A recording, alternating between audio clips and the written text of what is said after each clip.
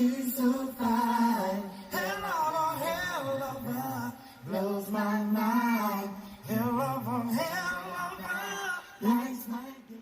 Developments in a story you saw first on 2 just 24 hours ago. That's when we reported details. KPRC2 Investigates learned about this Harris County Precinct 1 deputy constable who died by suicide. But not before police say he confessed to inappropriate conduct with children, including sex assault. Tonight, we've learned that these 2 employees of Precinct 1 have now been fired and are facing charges in connection with this investigation. Our Investigates team has been on top of this story from the very beginning. Let's start with Joel Eisenbaum, who's live in Alvin now, with what Precinct 1 constable said about this disturbing case. Joel? And Dominique, the reason we are in Alvin tonight is that one of the 2 women connected to this case is right now sitting in the Alvin City Jail. This is 3 members of law enforcement we're talking about tonight and some incredible allegations. Before Harris County Precinct 1 Deputy Constable Robery Johnson committed suicide this week, he unraveled an incredibly disturbing tale. A dying declaration implicating at least 2 other law enforcement colleagues, females, who to varying degrees participated in the drugging and sexual assault of minors. This has been a tragic week for us. I pray for these victims. Outgoing Precinct 1 Deputy Constable Chonda Williams is 43 and freshly charged with sexual assault of a child.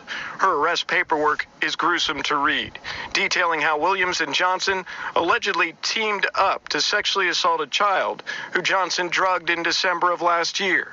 Also charged, a former Precinct 1 dispatcher, Christina McKay.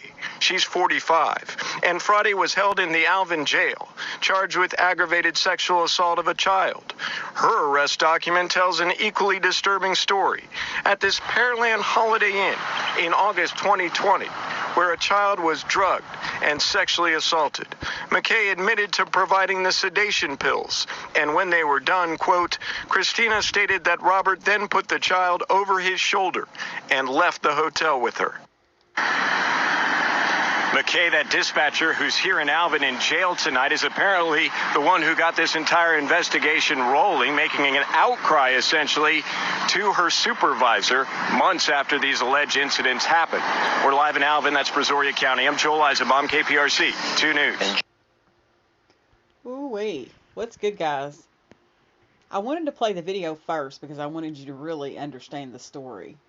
This article is coming out via KHOU 11 out of Houston, and I want to thank my friend D. Walsh for sending it to me. Precinct 1 employees, plural, charged with child sex abuse after suicidal sergeant implicated them. Now, this article came out roughly 7:30 p.m. Central Time tonight, this evening. 2 Harris County Precinct 1 employees have been arrested on allegations of sexually assaulting underage children, plural, in Alvin.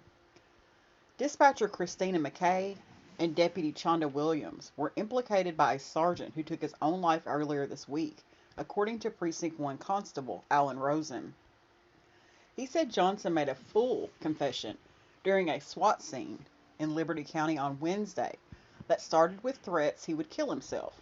It went on for hours. Quote, we wanted to know who the victims were. We wanted to know how long this had been going on. We wanted to know everything, end quote, Rosen said. After providing those details, Johnson put a gun to his head and took his own life, as negotiators from Precinct 1, DPS, the Texas Rangers, and Liberty County watched helplessly. Quote, nobody saw this coming, Rosen said. This has been a tragic week, and we pray for the victims, end quote. Rosen provided the following timeline of investigation that began last Friday. The dispatcher, Christina McKay. We'll deal with her first. May the 14th. During a meeting about performance issues, Christina McKay told her supervisor that Johnson had been sexually abusing children. On May the 17th, after an internal affairs investigation, Precinct 1 contacted HPD and asked them to take over the case. May the 18th, HPD interviewed McKay and realized the crimes took place in Alvin, So they notified the police department there along with CPS. Now, the timeline for Robert Johnson. On May the 18th, Alvin Police Department officers and CPS investigators went to Johnson's home, but he wasn't there. On May the 19th, McKay contacted Precinct 1 and said she was with Johnson at Chano Lakes in Liberty County. Quote, she claimed that she feared for her life and that he was suicidal, end quote, Rosen said. They alerted Liberty County.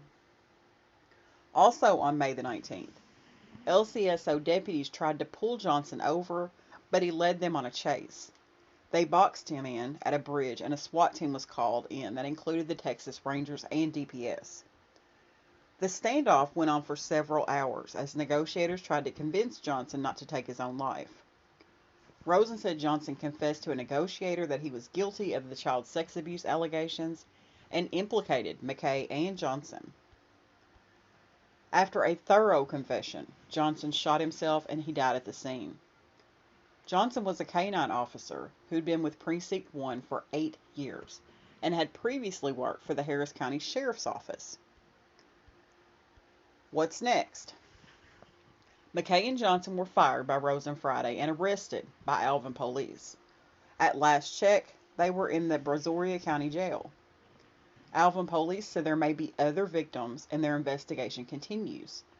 The FBI has now joined the investigation. What a crazy story.